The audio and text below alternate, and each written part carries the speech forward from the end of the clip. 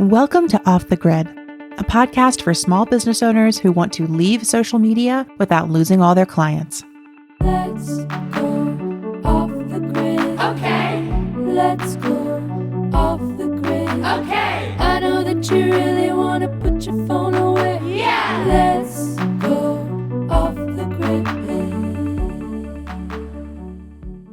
Surprise! Hello, Off the Grid listeners. Amelia here, and I just came to you on Wednesday with our Season 7 trailer. And I told you about all of this great stuff that was coming up this season, and I kept a little secret from you. And that secret was this episode. Earlier this summer, I spoke with Seth Werkheiser of the Social Media Escape Club, and I shared our conversation exclusively in the Clubhouse. Now, if you were hanging out in the Clubhouse over the summer, you know that I did a late summer refresh series there, and I shared a few conversations that were totally free and have now been pulled behind the paywall. But this conversation was so exciting to so many listeners that I wanted to bring it to you here on the main feed so that you can hear Seth and I talk about how we got online 20 years ago and have built community there since. We get into our internet nostalgia. We get into our visions for the future of our online businesses.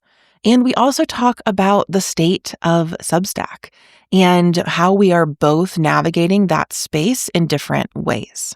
So this is a fantastic conversation. I'm so excited to be bringing it to you here so you can listen anytime, anywhere, no paywall involved.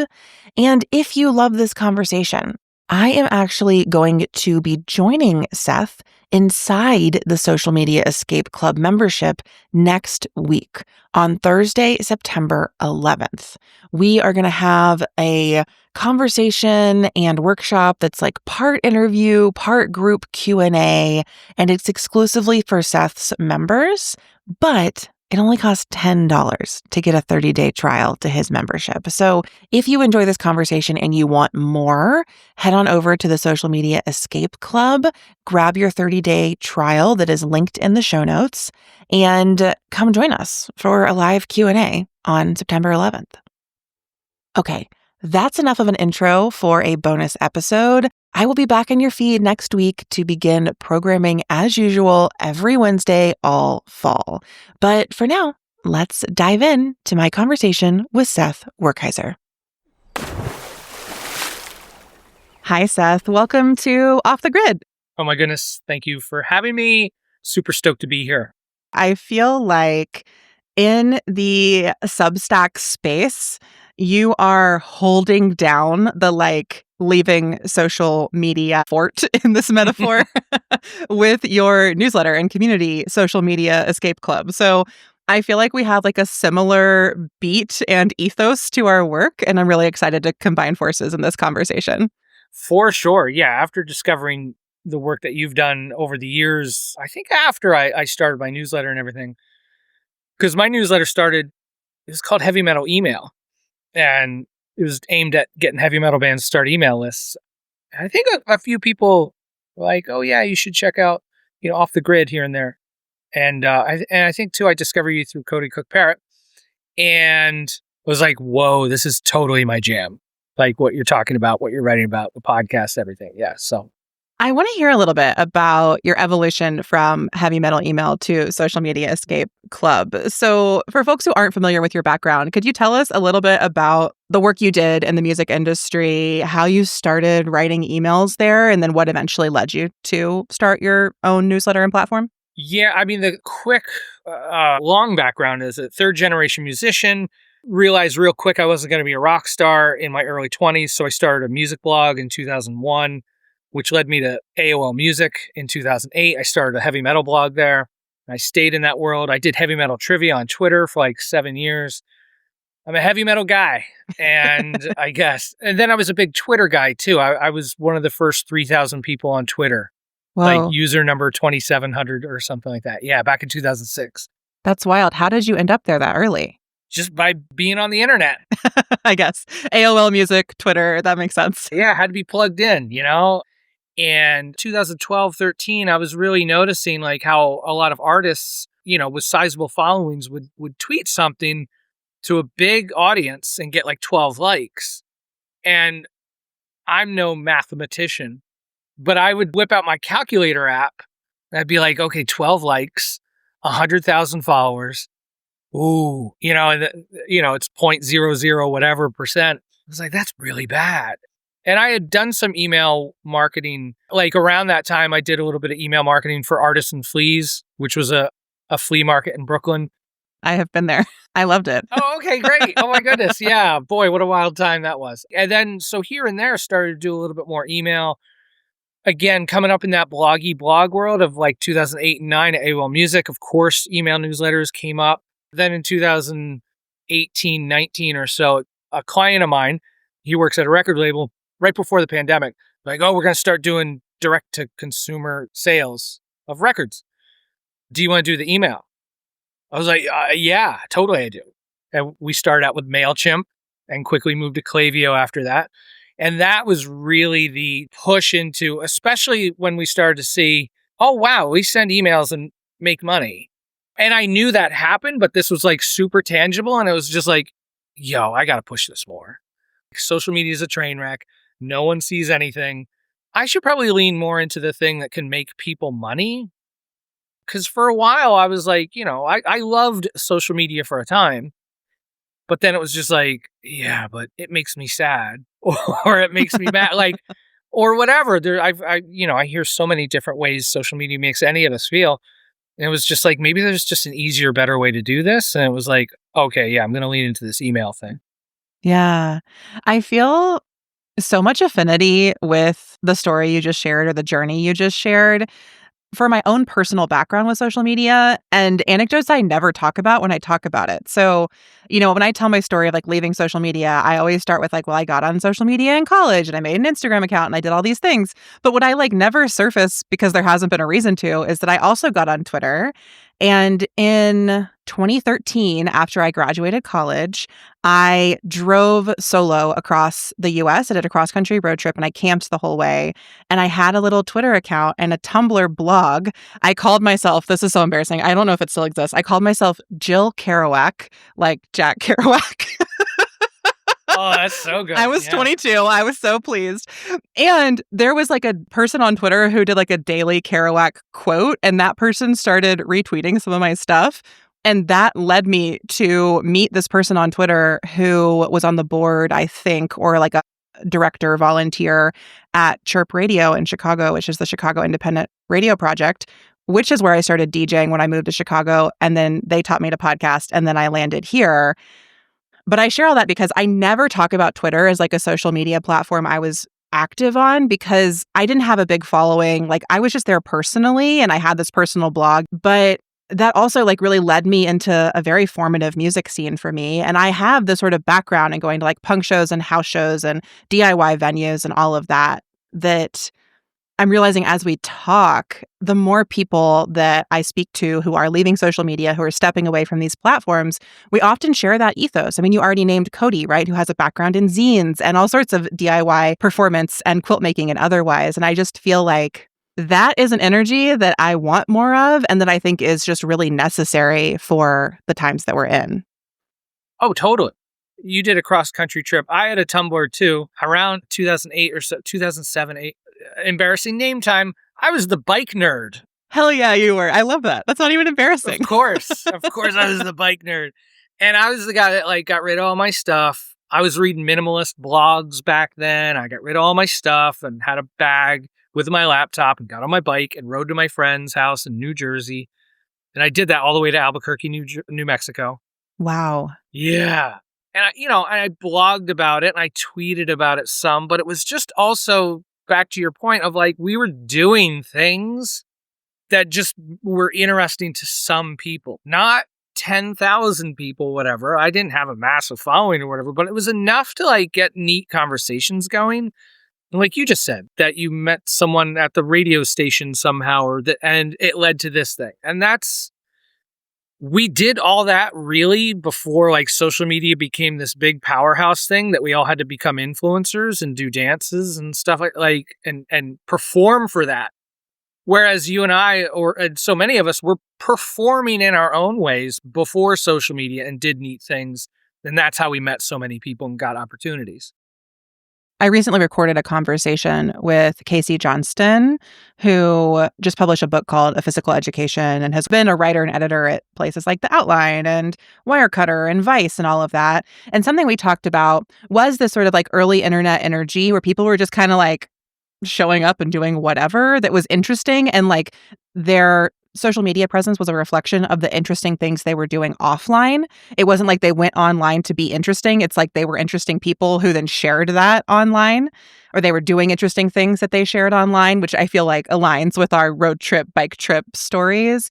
But something she really pointed out to me was that what has happened on social media over time is that the formats have become so formalized that sort of like DIY, fight the system, do whatever you want, figure it out as you go ethos or mentality has faded away or been minimized, or I would say even like, I don't know if it's been silenced, but it's been repressed and suppressed by the algorithms. I think absolutely. Like what performs is what fits the mold, not what's like interesting and a little like, frankly, non-aesthetic. Like when I was doing that stuff, it wasn't like polished or beautiful or like on brand. I was like bad bathroom photos at a campsite. Like it wasn't cute. Yeah, because when we do those things our way, in our aesthetic, it's not rewarded by an algorithm, and only 4 people like it. Most of them aren't our friends. They're not even shown out the things that we post. So then we think that's a reflection of us. Like, oh, no one even cares about this stuff. No one cares about this weird music I make. It's hard not to take that personally. And then it just becomes like, why am I even doing this? Because that's such a space of like social media is where you reach everybody and then you reach 2 people. And whereas, I don't know, I think it's just like 2 people is sometimes enough in the real world to change everything. Like you met that one person through an exchange on Twitter of all places. Yes, that can happen. But it's not like you went viral and like, you know, Shaq retweeted you or something. You didn't need that to happen. Someone saw the aesthetic of your bathroom stall, whatever photos. I was like, this is an interesting person. Let's talk.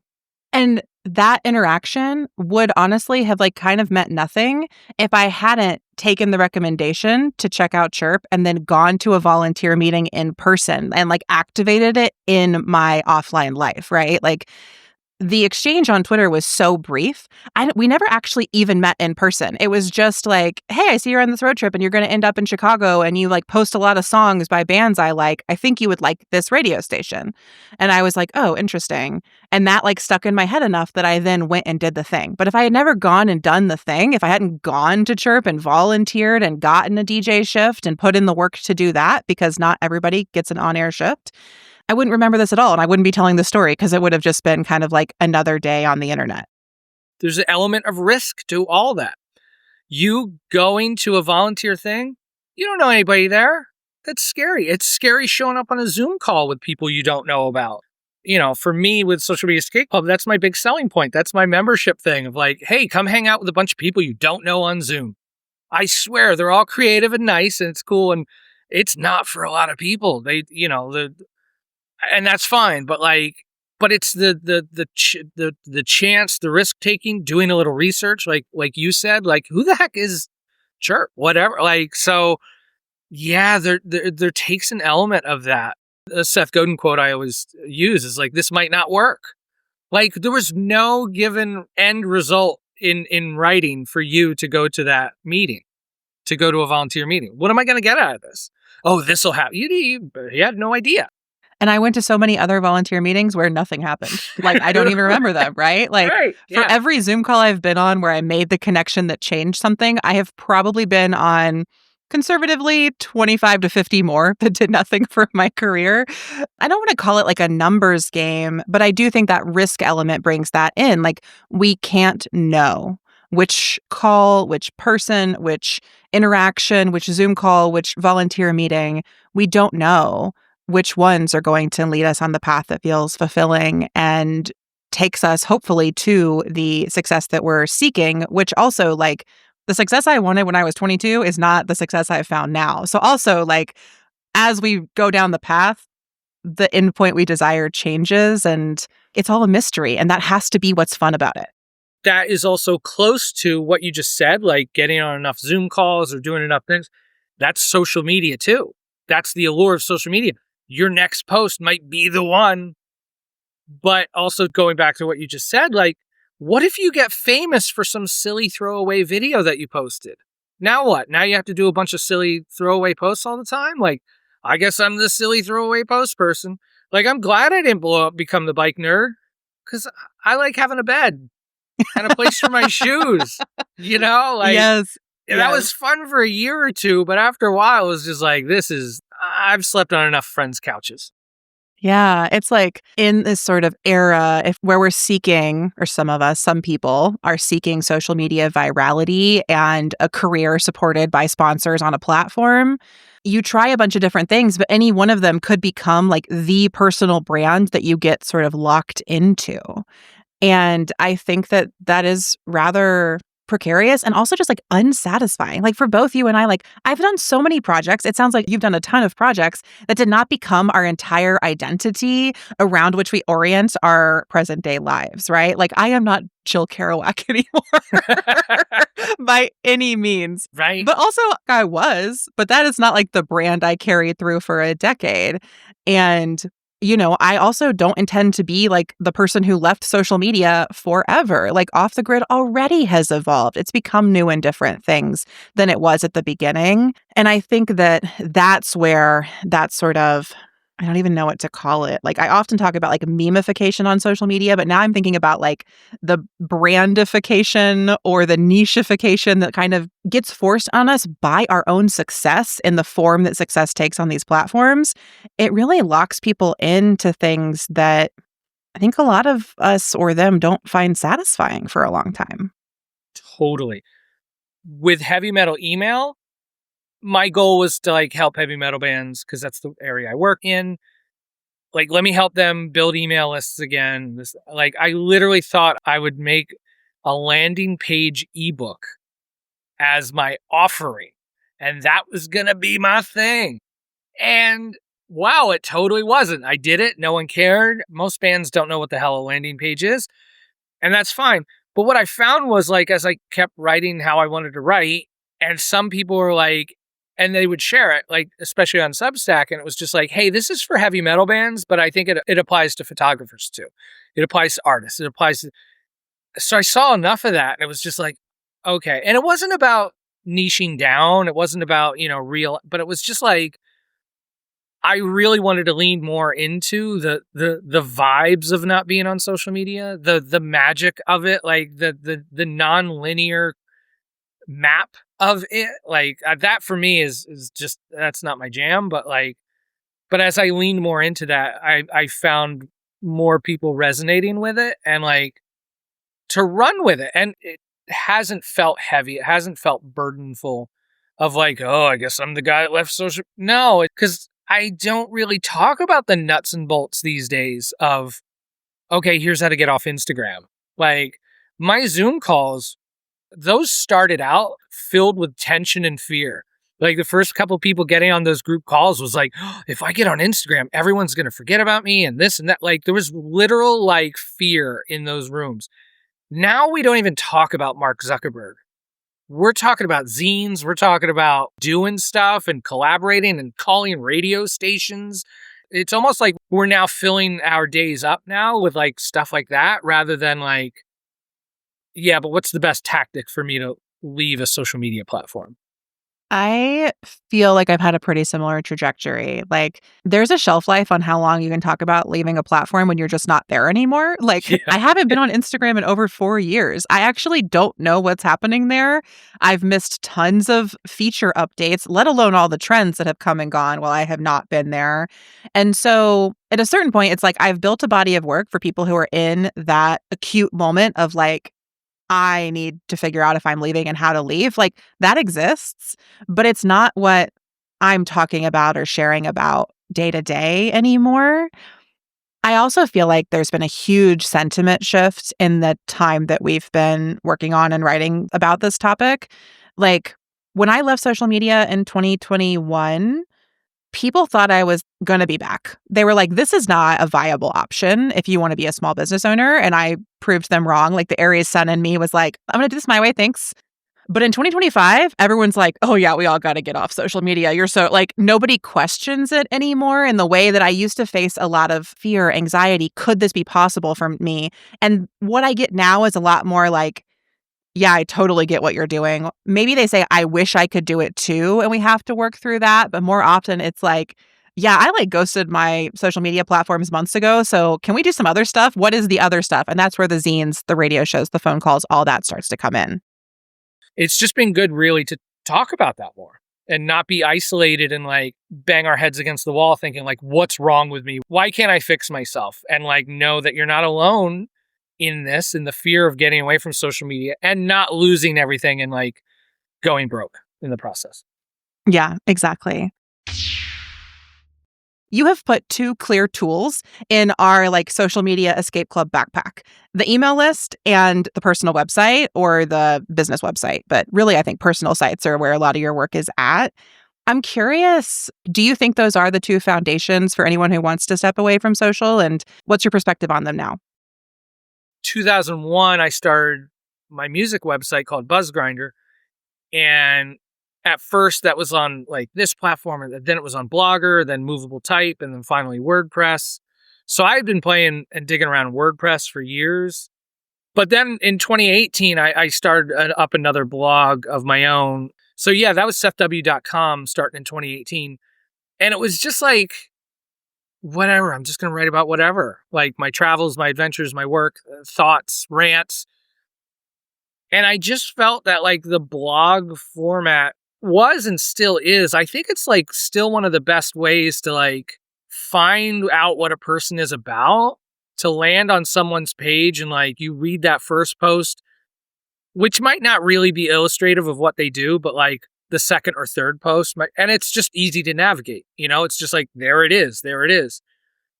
So yeah, always dabbling with websites and the blog format, especially. Years ago when I did heavy metal trivia on Twitter called Skull Toaster, I did like a very lo-fi, one-page hand-coded HTML. It was just 3 columns. I sent out a newsletter for that every night with the answers of each day's questions, and I hand-coded linking to the MailChimp view in browser pages. But yeah, I don't know. I think the website stuff is just like, even back then, without even truly knowing it, and what I'm talking about so much now was like back in those Skull Toaster days when I posted a question on Twitter that people could answer. Every night they could get the answers in an email newsletter. And if they wanted to go deeper, there was a website, and you could go to the website and here's 100 other things of metal trivia that you could discover. So it was like, I don't even think I knew what a funnel was back then, but that was a funnel, like, I guess. And so again, not that like was a rocket ship to success and whatever. That was probably the most broke I've ever been in that time, but it was just like, whatever, I want to do this. I think this is cool. So the website was a big part of that. Yeah. So I'm hearing the websites and the emails really came together for you through the years. And also, I just really appreciate and feel, again, like a kinship with just like loving being on the internet and wanting to create cool things there.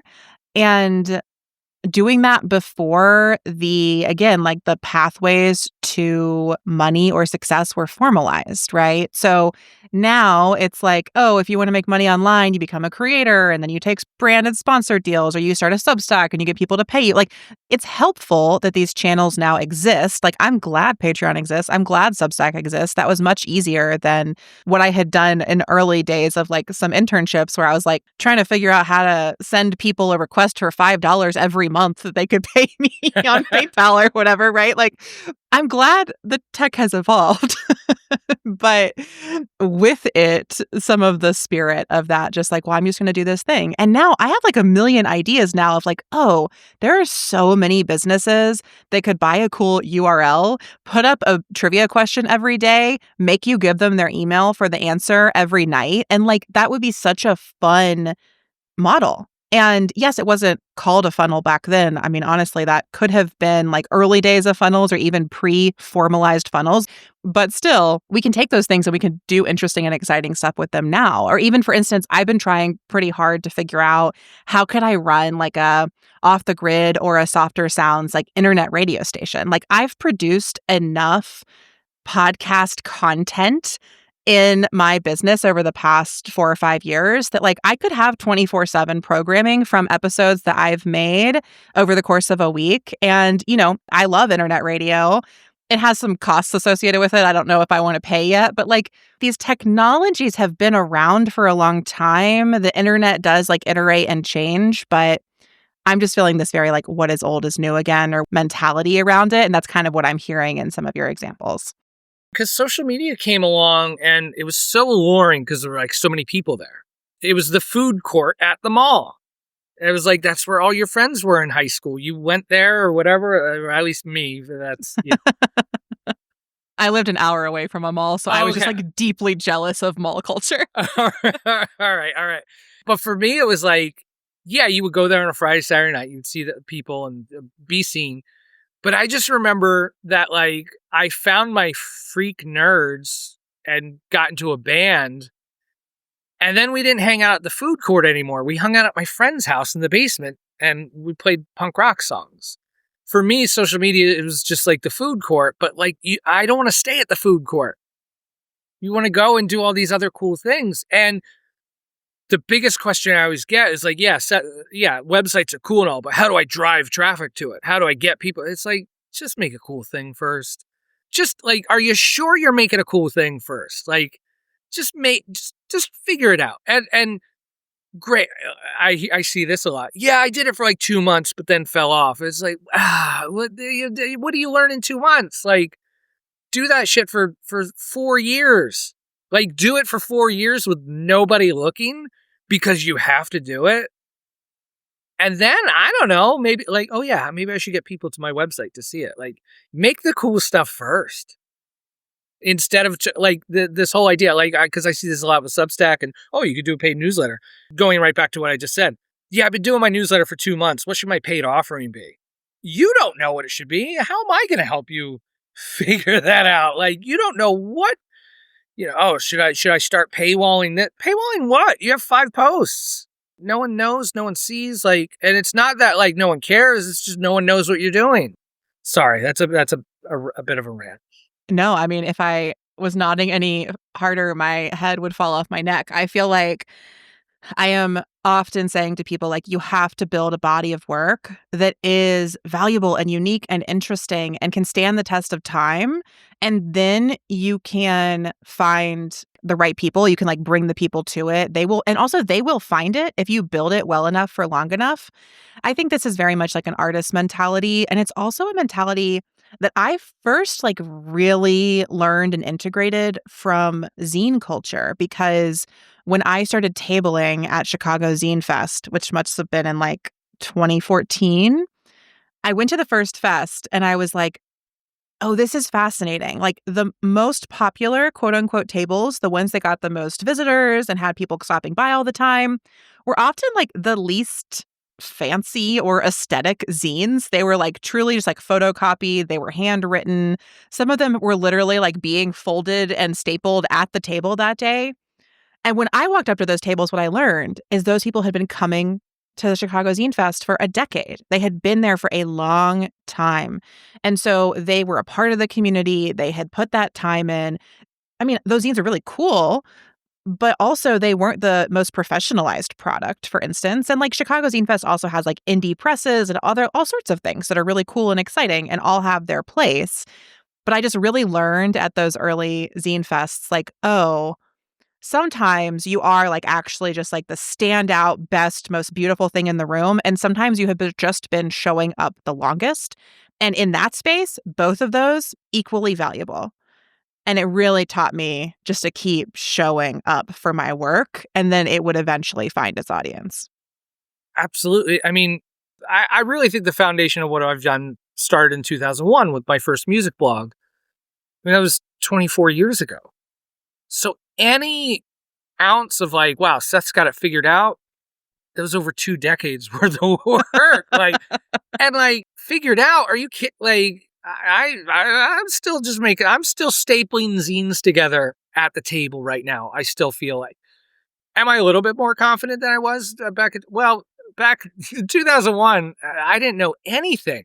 And I was so confident. I was just like, whatever. I'm just going to I was naive. I had that naive, confidence. Now there's a lot of doubt that creeps in because we see, again, the indie press, the fancy stuff, the people with the nicer websites and logos, professionally made logos. I need all that. It's easy to get caught in that, but yeah, you just keep plugging away week after week, month, year after year. I started Heavy Metal Email in 2021, changed the name in 2023. In that time, I think I only got up to maybe 1,000 subscribers or so.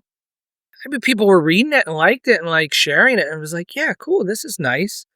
But then boom, I changed the name and it took off like a rocket. I mean, took off. It's not like I quit my job and I put my feet up and moved to a nicer place. It wasn't anything like that, but it was just I found some energy after changing the name and just kind of kept plugging along with that and still being open to what the heck I wanted to do with it or where it was going. And that really came to by listening and paying attention to the people that were reading it, which I think is so crucial, is not to just be like I thought, I'm going to put out this ebook on how to do landing pages because I think that's what people need to know. It became more listening to what people, by just being around in that community, like you just said, being in the zine community for decades or whatever like that. It was just talking to the people in my community and realizing what people were looking for. It became easier then to kind of steer the ship in that direction. A while ago, I made an episode called are you a business owner or an artist or a secret third thing? But I think what I'm realizing I was trying to get out there is to be an arts business, you have to both create from within and put the work out. And then you also have to see what's happening out there and integrate that into your work. And it has to be this cycle. Otherwise, you'll just be an artist who puts stuff out and maybe something will happen to resonate and you'll make some good money off of it. Or you'll just be a business owner who's making what everybody else wants you to make. And you'll be oh, this doesn't have my spirit, or it's not interesting to me. Or this is how I end up making a bunch of YouTube videos for my clients. And I'm oh no, I don't like making YouTube videos. I forgot again. They just asked for it. And I said yes again, which is a loop I get in a lot as podcasting has sort of been co-opted by video. But okay, I could truly shoot the shit with you about social media forever and these trends we've seen as we've navigated the internet for the past 2 decades.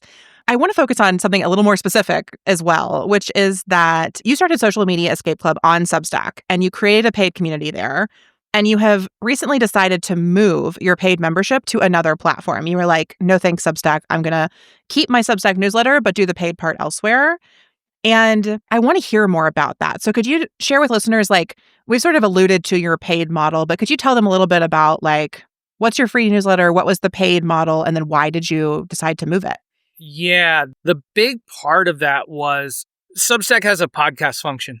And so I turned that on for a number of my videos because then I was oh yeah, then they'll be on YouTube. You just hit this button and do it. Cool, whatever. After a while, I didn't like how it looked. I didn't like how it put it up on YouTube and this. I wanted more control. So I was let me just delete this podcast functionality. Oops, we just deleted all your videos. Oh, all the video interviews they did. Thankfully, only at that time, it was 10. And I had backups of everything. So it was okay, I guess I'll just put everything back up. A month or two later, maybe, I saw someone on Substack, Lucy Werner, did the same thing. They had tied a podcast somehow to their publication. They were I'm going to delete this podcast, and it deleted everything and all their paid subscribers and everything else. by basically doing the same thing. They didn't click a button that said, let me delete everything. So, okay, that's bad enough. But then it was just like, oh, hi, Substack. Oops, I did this. Can you help me? And they're like, no, you deleted your publication and your paid subscribers. Tough luck. See ya. Yikes. And I was like, that sucks. Because I had inadvertently deleted shit. What if I wake up tomorrow and like somehow I lose all my paid subscribers or something? Like I click something or I get suspended or my account I was like, I kind of like this paid model. And that's when I started to think of like how, because I'm always exporting my free list all the time. Like every other day I'm exporting that. And so, yeah, it was really like, I want more control over my paid membership. And I was looking at some alternatives, and Memberful was one of them that could import everything to their platform. Memberful is owned by Patreon, whom I used back in 2013 or 14, I think, for Skull Toaster. And I talked to them. I had a few Zoom calls with them. And it was like, I mean, I know that's a sales technique, but it was also like, wow, I feel like they care and they want my business. And it was just like, and I was scared to move anything. I didn't want to mess anything up. I didn't want to lose all these. I had just become a Substack bestseller. I got the badge. That orange check mark. I had it and then I lost it. Maybe I'll get it again. So it's like, am I messing up? But like by moving to Memberful and paying them, it's like $50 a month and 5% of each transaction. I'm paying them like, if anything gets messed up, I can email them and be like, yo, this happened. And they'll help me. They have helped me because that's what they get paid to do. They handle memberships. Because my paid offering, I found, was like, early on, I started out like a lot of people, like, oh, if you become a paid subscriber, you'll get exclusive posts. And I hated sending back then like emails to 12 people. That just sucked because it was like, what if this is the email that could have taken off? So I kept looking for like different ways to do it. And then I came upon like the paid membership got you exclusive access to hang out on a Zoom call with me. That sounds funny saying it like that, but like, no, but like, it was just like, hey, we have a bunch of cool readers here that pay to be part of a Zoom call that I happen to lead. And we have a great time, and we do that once a week. And now I do it twice a week and some other stuff 3 times a week. So that became my paid offering. That became more like that. Well, I'm not sending a paid newsletter. So the Memberful thing felt right because it was just like my paid offering is more Zoom hangouts every week than the paid newsletter. Like, okay, Substack, that's great for doing that. But I don't like your setup and I don't trust a handful of the stuff that they're doing right now. Even with the podcast, like I had done a podcast over there, you can't embed the podcast on your own site. Obviously, I talk about having my own site. So if I do a podcast, I want to embed it on my site. You can't with Substack. Oh, yeah. They don't give you a player. That never occurred to me until right now. Which makes sense, of course. Yes, drive your audience to Substack to get on your email list. I get that. That makes sense. But I still want it to play on my website. My website is my permanent address. And so then I moved all that stuff to Transistor. So now it embeds better on my website. So it's really like not putting all my eggs in one basket, basically. I'm like spreading that out. Yes, Substack makes it super easy. Of course they do. But then as you try to extract yourself from it, there's some tension in that. I've heard some people talk about if they migrate paid subscriptions, they have to actually like communicate with Stripe to remove Substack's 10% cut or whatnot. Did you have to go through that process or did Memberful do it for you? Yes. Memberful was like, when we started the process, they're like, yeah, okay, just go ahead and email Substack and tell them what you want to do. I was like, email who? I don't know Joe at Substack. Like, who am I emailing? I had to use Substack's chat thing, their AI chat thing. Like, hi, I want to do this. And like, I need to unhook from Stripe. And the AI bot was like, okay, if you do that, yes, you could totally do that. And you have to refund everybody all their things. I was like, no, stop. What? No, I don't want to do that. AI bot. And then I had to like type some other stuff. And then finally I got to email with them. And then I emailed with support and they were like, here's what I want to do. I had Memberful on CC. And I was like, hey, I want to do this. And, we just need to coordinate. And then it was crickets for like 2 days from Substack. It was like, wait, I'm trying to do this thing and you're like impeding me. finally they got back in touch and it worked out. But yeah, it was more communicating and timing it with Substack. I was like, yes, okay, do this around 10 o'clock so Memberful knows that they can start the process. There was a bit of that, but I'll say this too, like Memberful was there each step of the way and was like, because they've done this apparently a ton of times. This is how it works. Yeah, we'll take care of it. Yeah. I'm glad you got such great support. I mean, I definitely have heard this from everyone I know who's tried to disentangle their paid membership from Substack. And I would venture to say, like, some of that is on purpose, right? They don't want you to leave Substack. So there's not a one-click solution to do that. And it also, to me, feels aligned with the general, like, very laid back, uninvolved approach they've taken to content moderation, for instance, right? Like, they make the platform super easy to use, but then they expect you to just use it autonomously with no support. And as soon as you need support, I don't know anyone who has felt very supported by Substack unless they were one of the people that Substack gave essentially an advance to come there. It took me a while to figure this out, but what I eventually figured out after a couple of years of subscribing to newsletters on Substack is that a lot of the people who were pushing it at me so hard and proselytizing how great Substack was, I was like, oh, they gave you 50 grand to be here. That makes perfect sense. If they gave me 50 grand, I'd probably say a lot of nice things about Substack too. Yeah. Yeah. And there's nothing wrong with that. I'm very glad people have built independent writing careers on Substack, but I think I just had to eventually realize, like, oh, this is kind of influencer marketing. And I didn't realize I was being influenced because I didn't realize this was happening behind the scenes.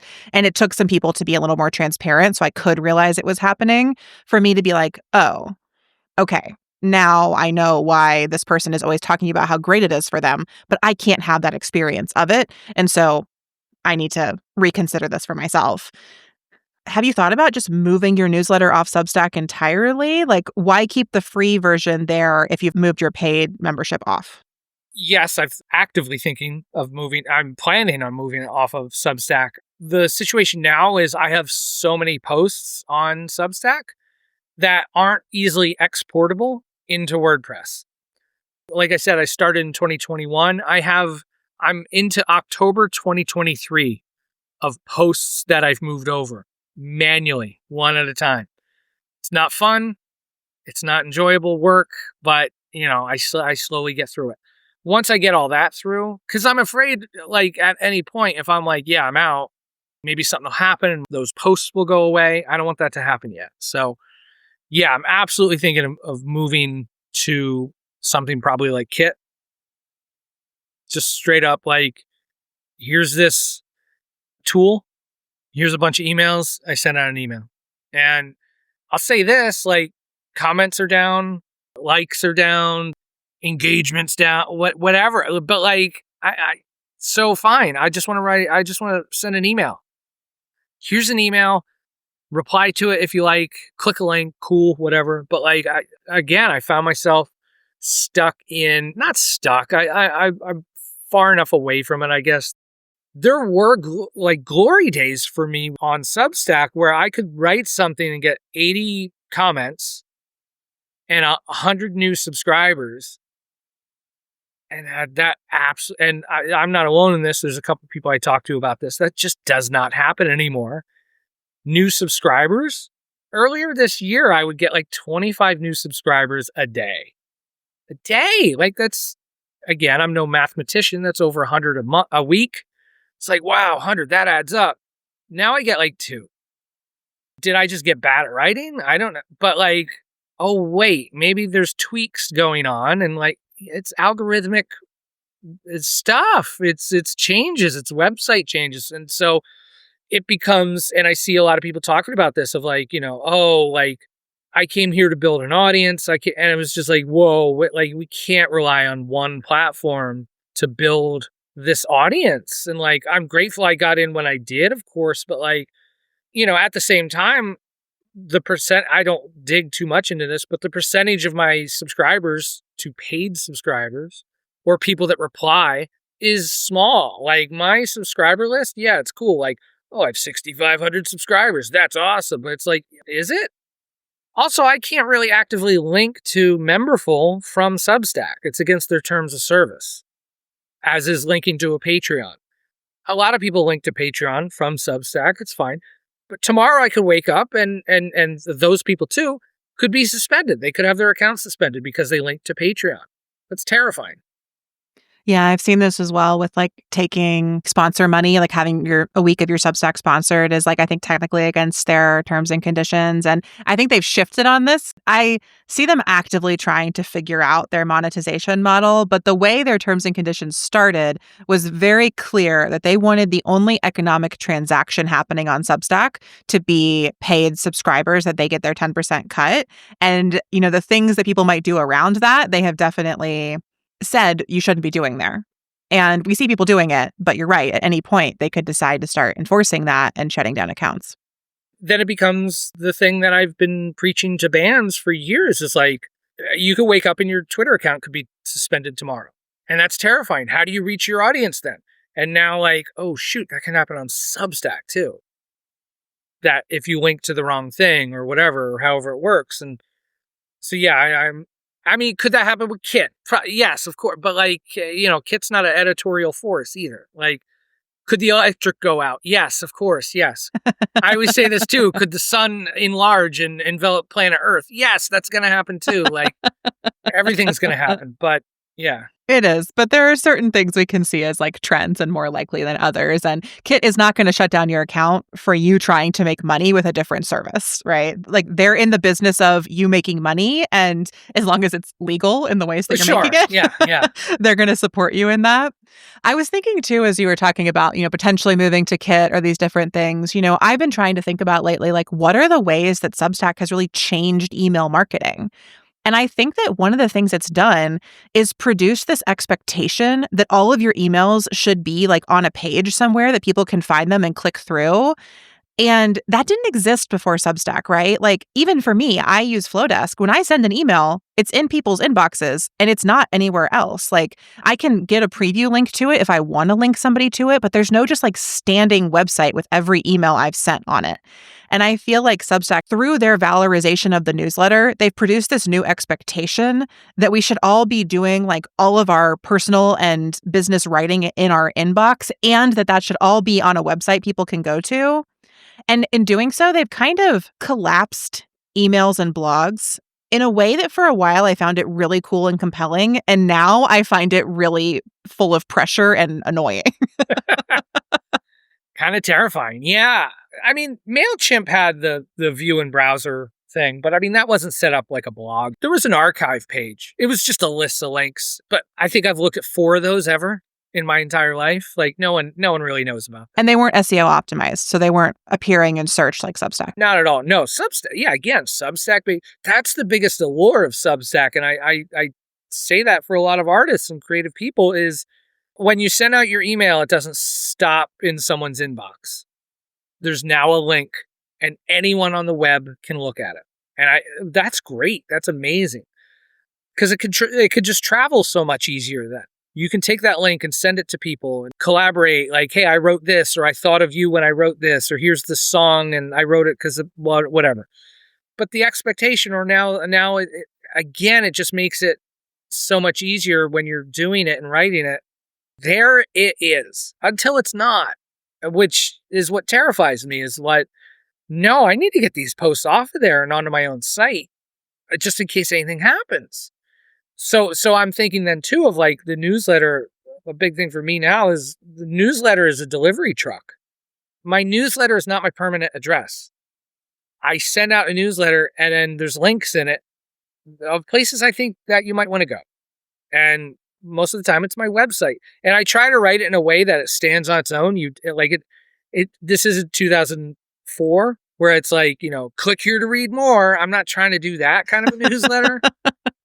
But like, if anyone wants to explore deeper from this email, this newsletter, and read it somewhere else, like, because for me, and this is just me personally, I don't offer this as advice of like how you should do it, but like I see a lot of emails that are like 3,000 words long, and I'm just like, I can't. This is an email. Like I want to read that on a website, you know. Which again, that's just personal preference. There's plenty of people out there that do love reading. Oh, fine. But for me, it's just like growing up on the web as much as I have, like, yeah, I like to read longer stuff on a website. That's all. This is where I always feel like a millennial, where I'm like, well, if it's more than $500, I got to go buy it on my laptop. Can't buy it on my phone. Yeah. Like, if it's more than 1,000 words, I need to go to the web browser. Can't read it in my inbox. Right. What do you mean you're booking a flight on your phone? What are you talking about? I need to see the seats and stuff. Like, I know, like, this is a computer purchase. This is a computer read. No, I joke. But the other thing I was thinking when you were shouting out the sort of like 2004 button that says like, click here to continue reading, in a weird way, or an interesting way, perhaps, like Substack has brought that back with the paywall. It's not click here to continue reading on my website. It's click here to keep reading by giving me money. And something I've really been grappling with this year around my own decisions of like, will I keep the Clubhouse on Substack? Do I want to go elsewhere? Do I like this model? You know, I committed to running it for a year on Substack, and my year has kind of just renewed. All of my like original annual subscribers just came back through. But a big thing for me has just been, I'm not willing to learn the game of paywalls. And I know if I did, I could probably make a lot more money, but I just don't want to. Like, it just feels icky to me. It's not very interesting to me. And in the format of content that I create, it also, I think, is hard, like in a podcast format and all of this. But I'm curious if you have experimented with paywalls, or if you had any thoughts on that when you were more in the Substack ecosystem. yeah, for sure. I mean, I'll just reiterate, like when I started out, I would paywall some posts, and I just hated sending to 12 people or 50 people or whatever. I just didn't like how that felt. And hearing you say that too, of like, oh, I could get good at paywalls. Like for me, it's like hearing a musician say, well, I could play that whatever bar down the street. But like, if you don't like doing it, like you don't like doing it. And like to try to force that is probably going to be reflective in the art that, or the work that we make, and finding ways to make it comfortable and to work for you. Like my big thing, and I said this, you know, like my paywall basically became the header in emails of the links to the invites to my Zoom calls. So sure, only paid subscribers got that. They could click it and register. That's cool. I just like using the idea of the paywall for like bits and pieces to get closer to me or to what I'm doing. The idea, I got this from Scott Perry, is proximity. Like, here's everything for free. Here's everything out in the open. But if you want to get a little bit closer, like the proximity wise, like, yeah, it costs X amount. And like, in a way, again, too, that's sustainable. Like I can't do, you know, I can't stream all day and talk to people. Like it's not going to be that, but like, yeah, for X amount, like you get on Zoom calls with me a couple times a week. That's cool. Like that's sustainable for me. So yeah, I just really think of like a paid offering or a paywall is to somehow put access to you. And maybe that's just like exclusive replies or exclusive like Loom videos that you can send to people or something like that. Or I've seen people do that with like with voice notes. Send me a question or whatever, and I'll reply with a voice note. And I've actually known someone that like loves doing that so much they almost make like mini podcast episodes for people with a little bit of music behind it. They're musicians, so they put a little music on it, and for them it's easy, and for them it's easy and true to them. So like I do a thing called email guidance too, where people can send me a question, I send an email back, and for free. Hey, if you want more, click here. There's a Stripe link. That's cool. For me, that's effortless. I could do, like, you could probably tell, like, how much I can rant about this stuff. Like, if someone sends me a question about something, yo, here's 1,000 words. And then I get confused when they don't book more, because it's like, oh, shoot, I just sent them 1,000 words and gave them all that value. And they're like, oh, it's going to take me a month to do all this, but I'll be back. And it's like, okay, cool. But no, I love doing that. Like, so I think in a way of finding the way that's true to yourself, like with whatever paywall, like is what you need to find. I think that makes so much sense. And I'm like, for me, it's like, I would rather die before I write someone 1,000-word email. Like, I would just like delete my entire email account before I want to write a personal email that's that long. I receive them sometimes and I appreciate the effort that goes into them. But I am like the queen of like, you send me 1,000 words of your feelings and I send you back like 3 really nice sentences. Like that's all I can muster in my inbox. But I love to talk. Obviously, I'm a podcaster. Like I'm very loquacious if you will let me talk at you, but you want me to write to you? It's so hard for me. I think this is just all of my like academic trauma that still exists. Sure. So I love this advice on like whatever a paid offering might be, it should absolutely be tailored to the things that feel comfortable, natural, exciting, energizing to you. The other thing I'll add though is something I see a lot with folks on Substack who do offer paid calls or who build this into their paywall. I see them offering so much for $5 a month. And I'm like, if you would move this outside the Substack ecosystem, you could charge 10 times what you're charging right now for the exact same offering. And I understand if you've built your entire audience on Substack, you're like, well, how am I going to reach those people? But I just like to say this, like the pricing norms on Substack really suppress pricing for offerings. So I have a sort of paid content model on Substack, but my membership is elsewhere and it's still incredibly affordable. It's like $149 a year. But on Substack, I would feel really bashful, or I think it'd be really hard to sell something at that price point. Whereas like when you're on my website looking at a membership where you get 2 calls a month and all of this, it feels like very correctly priced or more affordable. So I'm always trying to point people to like, when you're thinking about what you're going to offer with your paywall, like consider the pricing norms here because there are some platform norms, I think, that operate pretty intensely in the space. Yeah, absolutely. If you price stuff right, like you don't need everybody to sign up for it. Like if you have X amount on Substack, cool. Don't expect all of them to go to your new thing and sign up for that. But if it's only, quote unquote, only 30 people, that's great. Cause like, that's another thing too. We get so lost in the numbers game. And it's like, 30. What's that even? Like some of my first Zoom calls only had 2 people on it. And one of them I emailed personally and be like, can you be on this Zoom call so it's not just me and some stranger? I'm always telling people to do this. If you're just getting started hosting events, ask somebody to promise to show up to be your like cheerleader in the room. It's so smart and necessary in the beginning. Yes. Because I've seen stories like, yeah, I offered this thing and no one showed up. That sucks. Like, I'll invite 5 people in the beginning. 2 of them showed up, whatever. It's cool. Like, because now, I mean, my Thursday calls are like 15 people. What? Good thing I started with 2 people. Because, like, I mean, I'm not some perfect hostess trained whatever like host guy, but like I'm better now than I was back then. But like, yeah, everything's like big takeaway. Give it a minute. Give all of this a minute. Better yet, give it a decade. Or 2 decades. Or 2 decades. Yeah. Like the only way I get to talk confidently about any of this and still be the one stapling zines at the table is because I did it for over 2 decades. So yeah, like there's still so much to learn. There's still so much to figure out, but 100%. I always feel like most of the people chasing virality online, or even if they'd say to me, I don't want to go viral, they're using the tactics that promise virality. Most of those people would not be prepared to suddenly have 10,000 people show up in their world. I wouldn't be prepared for that. I'm not built for maybe 10,000 email subscribers, but like I wouldn't know what to do if 1,000 people just showed up on my next Zoom call, right? Like the other thing is we have to grow at the pace that our nervous system and our business can handle. And I think that for me, that's been a real gift of being a podcaster and of being off of social media is that I have been able to grow my audience a lot over the past 4 years, but it has happened at a pace that I can integrate and I can stay with.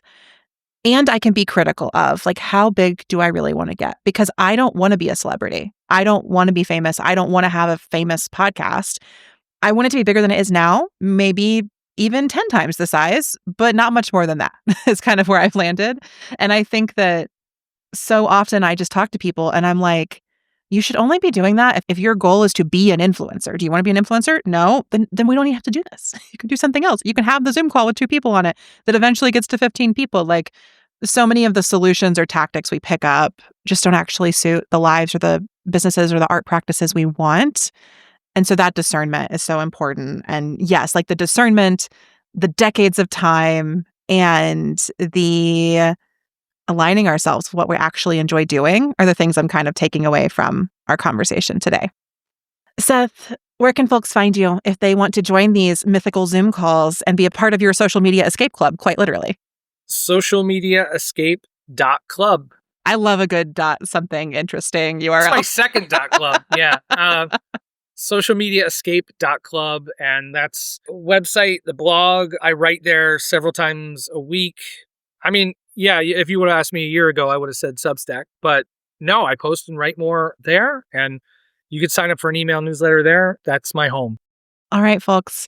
Head to socialmediaescape.club and or offthegrid.fun, and you can find Seth and I online. Thanks again, Seth, for being here. Thanks, listeners, for tuning in. Until next time, we will see you off the grid. Thanks for listening to Off the Grid. Don't forget to grab your free Leaving Social Media toolkit at offthegrid.fun/toolkit. This podcast is a Softer Sounds production. Our music is by Melissa Caitlin Carter of Making Audio Magic, and our logo is by Natelier Studio. I'm your host, Amelia Ruby, and until next time, I'll see you off the grid and on the interweb. Let's go off the grid. Okay. Let's go off the grid. Okay. I know that you really want to put your phone